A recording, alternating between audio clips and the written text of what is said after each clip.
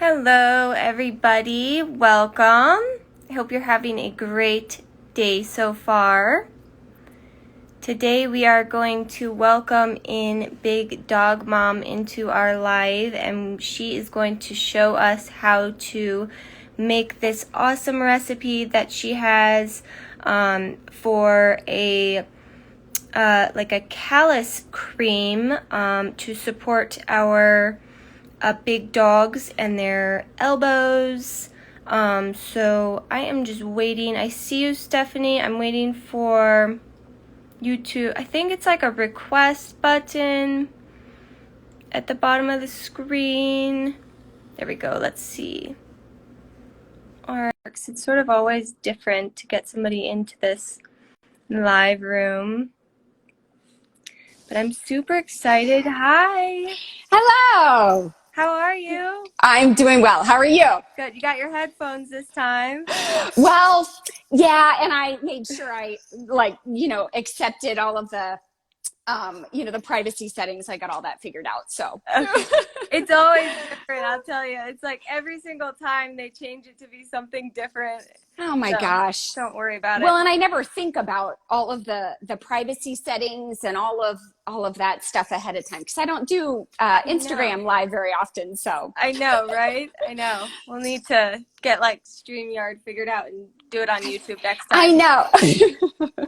Yeah, So, I need how to are figure you? it out as well. I'm doing very well. Good. So I'm gonna grab my phone so you can see what I have going because I will be doing things as we chat. Awesome. But I did get it started ahead of time, mostly because it's quite dirty and I can't reach the sink while we're doing this live. So I'm just, and you just, if you have questions or whatever, just ask away. Okay. But I think what you had said before was, this is just my recipe, and it's an adaptation of a number of different recipes for elbow butter. So humans use a variety of different things that are similar to this, creams and lotions, and you can make your own chapstick using a lot of these same ingredients. And the idea is, anything that would be a lubricant that could, retain moisture. And so that's the idea behind this elbow butter for a dog's calluses, is that area just gets really dry and cracked. And so this elbow butter can help to just retain that moisture. There are a few things in here, which I'll talk about, that are like an antiseptic and antibacterial, that can just, prevent any possible infections. But just to retain that moisture and keep those calluses, it's not going to be something that you could use to necessarily prevent calluses in a dog that's just genetically predisposed, and through the environment that they live in, they just develop them. I don't know that you can necessarily prevent them entirely in many dogs, but this can definitely help. So I'm just gonna, with that being said, I just want to show you what I have, and hopefully, I think you can see that. Oh yeah, that's perfect. Okay, so what I have in the pot here is, and I'm using a double broiler. Okay. And so in the double broiler, there's water on the bottom. Okay. There's water on the bottom of that. And so if you're not familiar with a double broiler, basically you're boiling the water, and then you put your ingredients in the top. And the benefit of doing that is that then it doesn't burn. So with something like this, it would definitely burn if you just stuck it directly on the stove. Okay. You can see the temperature right now is about 100, probably 120 degrees Fahrenheit, which is too hot to do our next step. So what I wanted to do is just kind of show you what that looks like. So that's the elbow butter in there. Okay. And it's a liquid. So I'll tell you really quick what went in there. So I'm going to set this down and I can walk you through what I just put in there. And it was just, let's see, 4 ingredients so far. And then I have a couple more things to add. But the 4 ingredients that I added, the first one was coconut oil. And so this is just used to, just as a moisturizer and protection for the skin. And then I used organic beeswax. And the amounts that I used are on my blog, so I can go over that. So the coconut oil, I put 2 tablespoons of coconut oil, and this is just for 1 small tin of the elbow butter. You can, and Stephanie, and I can link your blog just so that people can go see the amounts afterwards. That would be awesome. And I do have where you can just pull this recipe card. So ignore the little stickers on here, but so I did put this together as well. And this is just a recipe card, so you can grab that on my blog as well. That's free. Okay. So awesome, cool. So that helps. And I do have on there, if you wanted to make several tins, which is the way I normally do this, I'll do it in bulk. Because the tins themselves, they don't go bad. So it's nice to just have a few. But nonetheless, I do have on here just one, if you just want to make 1 recipe of it, or if you wanted to quadruple it so you have 3 or 4 tins of the elbow butter. Okay. So then I just put 4 teaspoons of beeswax, and that basically is just to make sure that at room temperature, it's hard. Okay. So it's similar to like paraffin wax. If you've ever made like chocolate covered anything, usually we'll put some paraffin wax. So that's the wax portion of it. Coconut oil, it would melt at room temp or whatever. Yes, it definitely would. So you need something in there that's going to kind of bind it all and keep it solid at room temperature. Got it. And I'll show you a finished, I brought out a couple of finished elbow butters so you can see the consistency. Okay. And then shea butter. So there's 2 tablespoons of shea butter in there. And this is the messiest of all of them, but it's joyous on your hands. So when you're using it, they use shea butter a lot in with like women's cosmetics, lotions, because it's such a nice lubricant and moisturizer. Yeah, I'm about to make that for myself.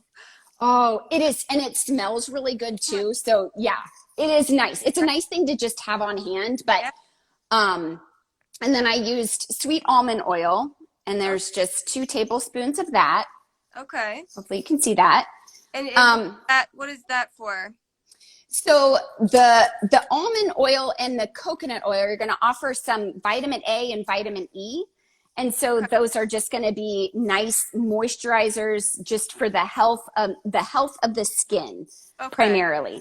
So that's what those, and then the vitamin E I didn't add yet. So this is just going to be 1 teaspoon of vitamin E oil. And that, I just use this for human use as well as just what I put in here. So this is just regular vitamin E oil, 70,000 IU. I don't know that matters too much, but nonetheless, so this is vitamin E oil. And again, it's just 1 teaspoon. Okay. So as I'm doing this, feel free to ask any questions. So what I'm doing right now, though, this is because I had the heat on and I had the fire on this to melt the coconut oil and the shea butter and the beeswax. So now that that's all melted, what I'm doing is making sure that temperature goes down to about 75 degrees. And then I'm going to add a few essential oils, and I'll explain why I'm doing that here in just a second. But yeah, I'm just kind of letting it sit. I don't have the heat on anymore. Oh, okay. So you turn it off after first like 3 or 4 ingredients and mix and melt those together. Yep. And it actually heats up pretty quickly. So, it's kind of a fast recipe to make. If if you just need something kind of quick, it's easy to just make 3 or 4 tins in about 10, 15 minutes. Wow. Okay. And so certainly, Stephanie, if your dog has a callus, that is it just sort of evident on their elbows? Yeah, it's pretty obvious. Junior, Sally, come here. If I can get the dogs to come over. In there.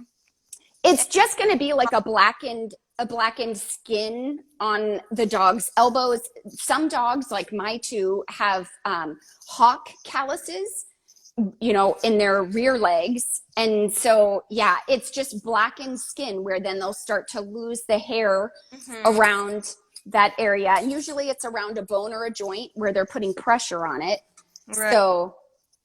So yeah, it's pretty obvious to see. And, calluses can start young. So in some dogs, it can start when they're puppies. You'll start to see that hair kind of wearing away, especially in giant breed dogs. I don't Right. know. Do your Danes have calluses too much or not too bad? They have that's sort of why I asked. So they have like yeah, it's kind of like it's like hairless sort of around their elbows and then yeah, it's kind of what you've described. Yeah, I would say after you've described it, yes, they do have calluses.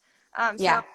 I think I'm gonna make this for them. That so do the calluses hurt them or No, but they can if they get really dry and cracked. So Sully will sometimes, because his will get dry. Like if I'm not keeping up with this and I'm not kind of every other day, every day, kind of just putting something on them, they'll Mhm. get dry and kind of itchy. So Sully will scratch his. So Oh, with like his rear paws, he'll scratch his front calluses and then he can make them bleed. So it really is important to kind of keep them moisturized because they can be kind of itchy. right. Yeah. So, but otherwise, the normal, if they get too dry, they can crack all on their own and they can bleed. And I have known dogs to get infections. And I have known one dog that actually passed away from an infection due to a callus. Oh And my. so it's nothing especially in mastiffs, they're very common. And so Mhm. it is something that you want to take seriously for sure. Well, and then they're laying on their elbows on the ground, oftentimes, Yep. so it's a very easy access for dirt or germs or anything like that. Yep. Yep. Um, So do cows ever do hygromas, or is that completely separate? So hygromas are different. Oh, Hygromas are going to be kind of the same area, usually on the elbow of like a large or a giant breed dog. mm-hmm. And it's just fluid filled. So like a callus is on the top of the skin. It's like a blackened area on the skin, whereas a hygroma is going to be underneath and it's going to be more of like not like a pus, but it almost feels like a cyst kind of, Right. but a lot bigger. I mean, it covers the entire joint basically. It's more common in puppies. Mm-hmm. So Sully had hygromas in both elbows when he was about 3 months old. My recommendation is never to do anything about them. They will just go away on their own. Really? So yep. I wouldn't, there are people that will say, yeah, you should drain them. I would never do that. In every case that I've ever heard of with hygromas in a larger giant breed dog or a puppy, especially, they just go away on their own. And it may take a couple of months and they're an eyesore. So they are kind of embarrassing, like your dog's got a tumor on both elbows, but they're kind of benign. It really is there to cushion their joint. And so they're actually providing a service to your dog. So Right. while they kind of look gross, I would just leave them alone. But hygromas are definitely different from calluses, but it's the same general area and it is due to the pressure on those joints. Okay. So kind of the same cause, only a different exacerbation of what you see. Yeah. Okay. Okay. So what's going on with the butter? Oh, it's still hot. So Okay. what I'm going to just go ahead and do, it's like literally 5 degrees from being there. So what I'm going to do is I'm going to go. Okay, we'll just wait for it to cool down. Well, it's just about there. So I probably would do okay to just take it off of the hot water. That would make it cool faster. But I'm just going to go ahead and start adding the next couple of things just so I can talk you through it. And I want to allow time to just show everybody one of my dogs, and then I'll put the elbow butter on their callus so you can see kind of the finished product. Yeah, that'd be great. Okay, so each one of these, I'm adding, let's see, 1, 2, 3, 4, 5, 6 different essential oils. You don't have to do this step.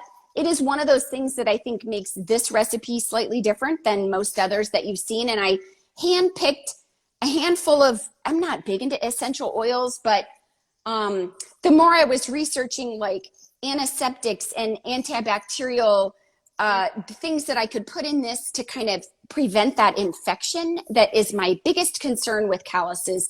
So I put together a few different essential oils for like pain relief, the antibacterial, moisturizing, adding some vitamins. So that's why I'm putting these in. And is that the main reasons why you choose to make it rather than buy it? It is, and quite honestly, it's not expensive to buy the ingredients. I mean, several of these things I already had, like coconut oil and the vitamin E oil. Some of the stuff I use for other things, so it's not like a waste of money. That you're going to be needing something like this for their whole life. If you buy it, it seems like the ingredients would last. Yeah, and I will say, while the other types of things, and I'll show you, while this is cooling down, I'll actually show you a couple of other things that I have purchased. I have one right here, which I'll show you.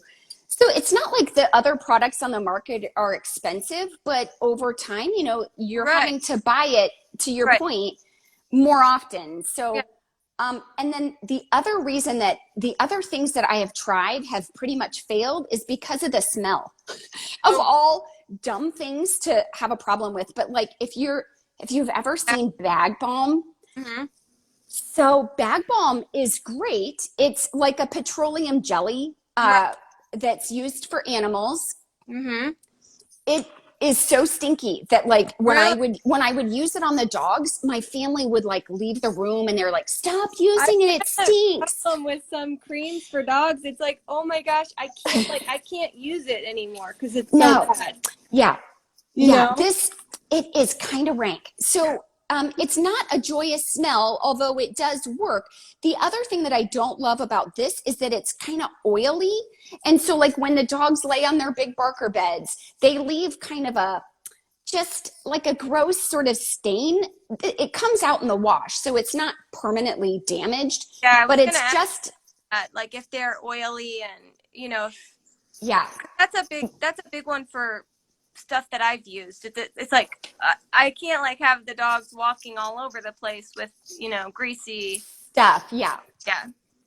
So the recipe that I use is not that bad. It's still, I mean, it does have a little bit of oil, but it doesn't leave like this nasty wet stain everywhere they go. Sort of And it does kind of soak into their skin a little bit better. It's not sort of sitting on the surface as much as I think like the bag balm. You can also use just cheap old Vaseline. So again, the same idea, but you're not getting kind of the antibacterial properties, the antiseptics, the vitamins, and some of the other stuff too. So it's not my preferred method. And again, it's really oily and messy. There are other elbow butters on the market, and you can get a bunch of different things on Etsy. But so it's kind of people's choice. I feel like it's easy enough to make it, and then I can make it in bulk and then just have a bunch and I never have to buy it. So that's just, personal preference. What are the essential oils that you use? So I use calendar oil. Okay. I don't know if I can do this without making a huge mess. So really it's just 3 drops of each. Okay. So and this is going to be an inexact science because I don't have a dropper. So I'm just going to do just a tiny bit of that. And actually the calendula, I don't even know if I'm saying it right. This I have used in other things too, not the oil, but I have just the flowers that I have ground into a powder. I use that for their styptic powder for nails. So you can use it for lots of things, and it would be kind of a good like pain reliever too. So, and then cedarwood. So cedarwood Atlas is another one that I use. And these are all, is it a specific brand that I know I'm not super into essential oils? I'm not either. Okay, so. No, and I'm sure anybody that is big into essential oils will see this video and they'll be like, ew, she's using those. Okay. Those are really bad. Any of this oil? So this one is, now I'm not going to say it right, Niuli 1,8 Sinoli. I literally do not even know how to say that word. But this one did come up again for those properties that were really good for what we're using. Chamomile, which I think most people are pretty familiar with. And some of these have like a pretty good smell. So the final product, and I'm just putting 3 drops of each of these. And then blue yarrow. Okay. So, and this does not make the stuff blue, and it doesn't stain. Okay. Well, cool. Okay, there we go. And then the last one is lavender. Okay. So people use lavender for all sorts of things. I think Yeah. people even use it like in a diffuser. Yeah. Smells I'm not. Yeah. So then all I'm going to do, this is like literally the last step. So since this is pretty much cooled down to about 75 degrees Fahrenheit. So now all I'm going to do is just pour it into my mold. And I'm going to step over here and try to show you what I'm doing here. All right. It's not hot. It's not too hot. All right. I don't want you to burn yourself. Oh, no. For sake of if you hear me scream. Okay, so all I'm doing is pouring this into this little tin. Okay, nice. That I just got these off Amazon. They're like uber cheap. And the cap just sort of twists off. So let's see if I can do this. This is going to be like a feat of all epic proportions. You're a talented lady. I know, right? Here, let me move the bag bomb. I'm going to pour some butter. Okay, can you see the tin? We can, yes. So that's what it looks like when it comes out. Okay. That is so okay, so that one recipe made, okay, so that full one, and then I'm going to actually take the lid off of another tin and off, so that way you can see how much this made. Okay. And do you normally, like when you make them, you just make like, a couple of them? The quadruple recipe actually makes 4 or 5 full tins. Okay. So, yep. And then these are going to dry. Okay. So if you can see them. These will dry in about 15 to 20 minutes, or they will harden. So this one's not as full, so that one will harden quite a bit quicker. Okay. And then here, I'm going to show you. Let's see. I'm having to do this like. You are like Superwoman. Right? Okay. So this is just a completed tin that was made a while ago before we ever moved from Arizona. So we're in Michigan now. So that's what that looks like. And you can see I've already taken a little bit out of it. Okay. Smell pretty good with the combination of oils. Oh, yeah. So it does. It doesn't have, it just has a pleasant taste. I wouldn't say it's, like I have to get pretty close. And I think that the scent from the essential oils, it may really evaporate over time, because I know that the smell when it's newly made is definitely more fragrant than the one that's been sitting around for a while. But I'm gonna, if you have other questions, I'm going to call one of the dogs and see if we can't just set this on the ground, and then so that you can see their calluses and you can see how I put this on. Yeah, that'd be great. Yes. So, but if you have other questions, I'm going to take you with me. I think I might have to do that. Let's see. I do have a dog right here.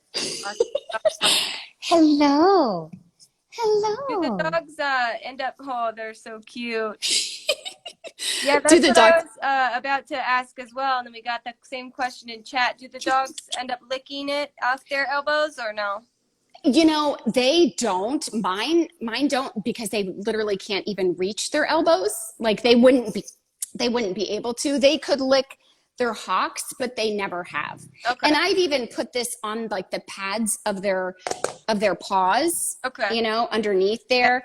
And they could lick that, and quite honestly, it wouldn't be great, but I don't think, essential oils are not something that the dogs should be ingesting, so I would be careful with that. But yeah, but it's 3 drops for the whole recipe, so yes, it's such a tiny amount compared to the rest of what you're putting in there, and the rest of everything that's in there is not going to harm them at all. Okay. So I'm going to have him, Junie, June, come, Junie, come. Come on. Hi, Pandora, by the way. Come on. Good to see you on the live. Come on. Okay, come on. Come here. Okay, here. He's sitting up a little bit. How much do your dog weigh? So this is Junie Junior. He is 235. He's on a diet. They're so big. They're so much bigger than Danes. I never realized like how much bigger Mastiffs can be than Great Danes. Yeah, he is they're so cute. So we're just gonna open that up. Okay. So don't wick it, Junie. Cute. Okay, here. So I'm just gonna show you, and I hope It's perfect. It's perfect. Okay, here I'm gonna I'm going to try to tilt this down so you can see his calluses. Yeah. So Yeah. you can see Mm-hmm. it's pretty, he's got some pretty big calluses, really. Yeah. But then go ahead. I just said he's a big boy, so. He is. Yeah. So, but this is how that looks. It just kind of comes out. It's mostly solid. And then I just rub it onto his calluses. So hopefully you can see that. And then I just kind of rub it in. It's super easy. And then you can't really tell now, but he's drooling. Oh, that's okay. We're all that. I know.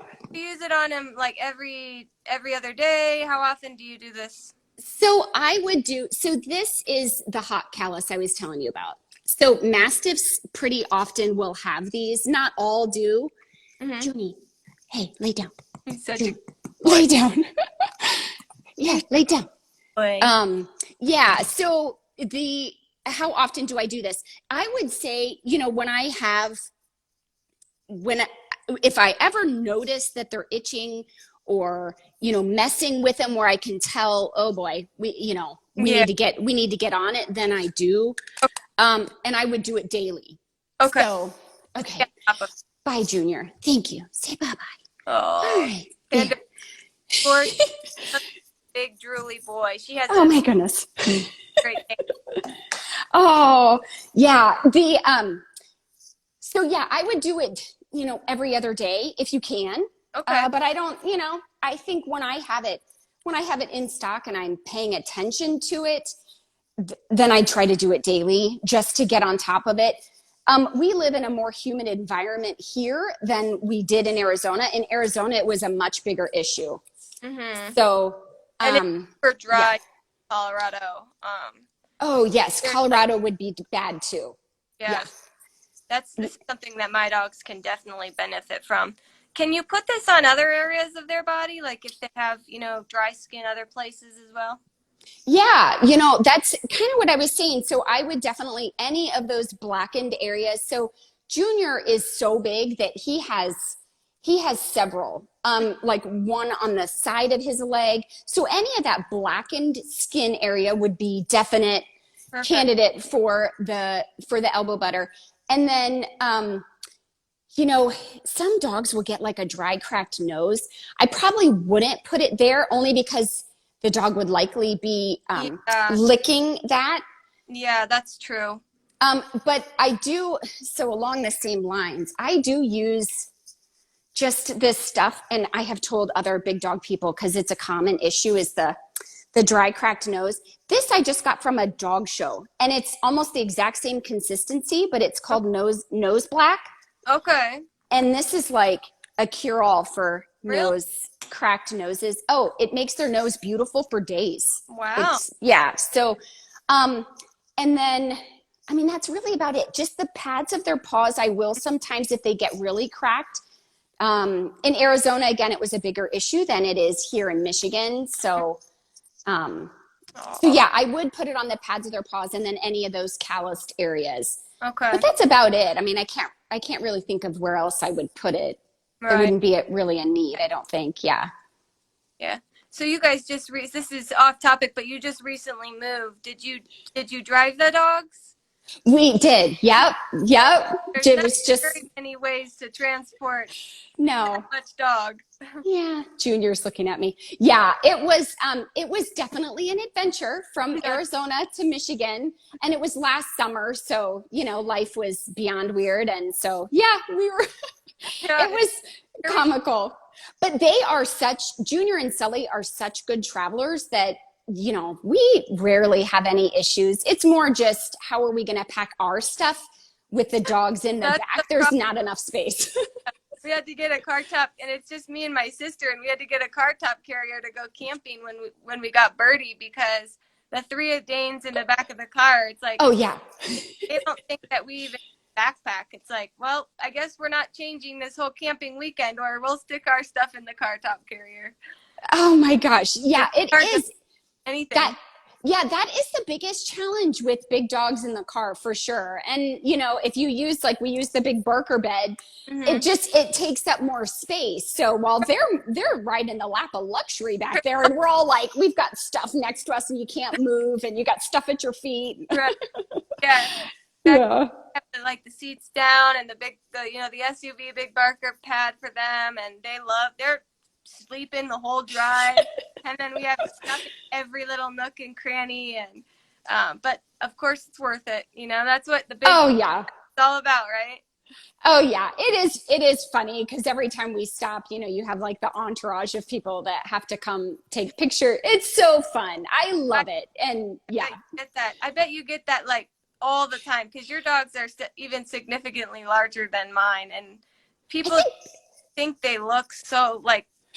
I think they're normal. I'm like, they're I normal. do too. Yeah, I'm like, well, they're really not that big. I don't know why people think that they're just abnormal.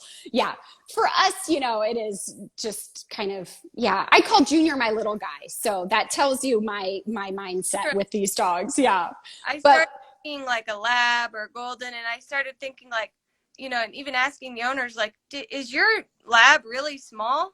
Like, and they're like, no, it's pretty normal. Like, it's an average size Labrador, and I'm like, really? Like, I always thought they were way bigger than that, but now I think they're miniature. yeah, like I think they're making those smaller these days. Yeah. So funny. Yeah. Yeah. Too funny. But yeah, we love it in Michigan. Couldn't be happier. And the dogs love the cooler weather. So they are so much happier just laying outside and being able to walk in the woods and snow. They love, yeah. They were made for cool weather. Good. Well, hey, this was awesome. I am going to put your blog. I'm going to put, Stephanie has a recipe card. So if you're like me and you are wanting to take notes this entire time, don't worry about that because you could just get the recipe card from the website. I'll link that here, Stephanie. Awesome. And I do have on YouTube, I did do like a tutorial that basically, you know, uses captions, tells you the whole recipe. So on YouTube, there is like an actual video tutorial of me adding everything to it. So yeah, so that might help. And that is linked on the blog. So if you just share the blog, that would be perfect. Perfect. Yeah. And I, like I always say, when we have a live, if you come across this and you're a viewer, definitely go follow Stephanie, a big dog mom. It is like the most valuable resource for big dog moms and, dads and parents. If you need help with anything, you can contact Stephanie. So I'll link your Instagram here too.